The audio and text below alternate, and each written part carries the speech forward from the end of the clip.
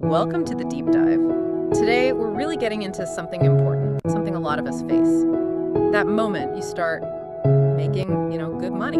Absolutely. It's exciting, but it can also be kind of confusing, right? What do you actually do? Exactly. So, our mission here is to pull out the really key actionable steps from our source material, the foundations you need. And these aren't maybe the obvious things like running out to buy luxuries. These are, well, foundational, practical steps. Right. The source gives us 5 pillars, and it's very specific about the first one. Before you even think about, say, investing that extra cash, what's step 1? Okay, so the absolute first thing, non-negotiable according to the source, is building that emergency fund. Before the fun stuff like trips or a new car? Yep, before any of that discretionary spending. This comes first. Okay, so how big are we talking? How much should be in there? The guideline is about 3 to 6 months worth of your essential living expenses. 3 to 6 months, okay. And where do you keep that? Not just in your checking account, I assume. No, definitely not. Keep it accessible, sure, but separate. Like a high-yield savings account, maybe, or a money market fund. Somewhere safe,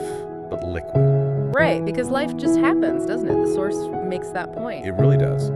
Job loss can come out of nowhere, medical stuff pops up. Yeah.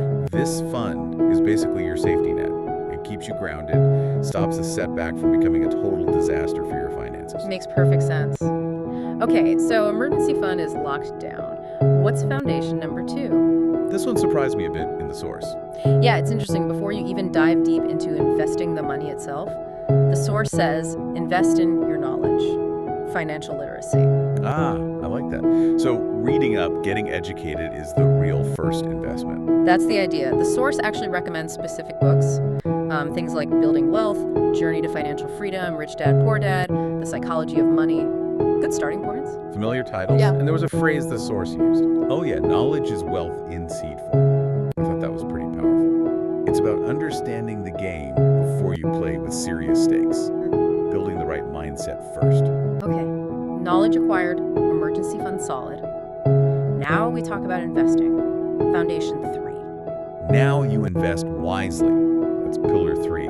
So your safety net's there, you've done some learning. Right. Now it's time to put your money to work for the long haul. The source mentions, shares or stocks.